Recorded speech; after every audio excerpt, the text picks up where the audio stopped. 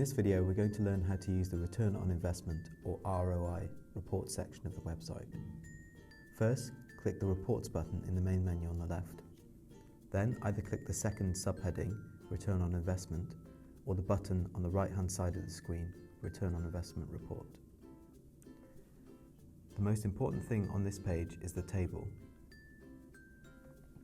The table details the activities you submitted information for and their return on investment.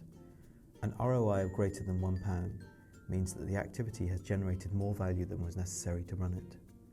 By quickly scanning this information in the table, we can instantly identify those that are creating value by looking for those with an ROI of more than £1.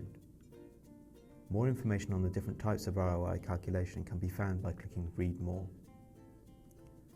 Then we can filter our results to show ROI by activity or by program for a certain financial year, or select a different type of ROI calculation. We can copy the table, save it to Excel, or print it. For more information on ROI, see the Frequently Asked Questions by clicking the button in the main menu.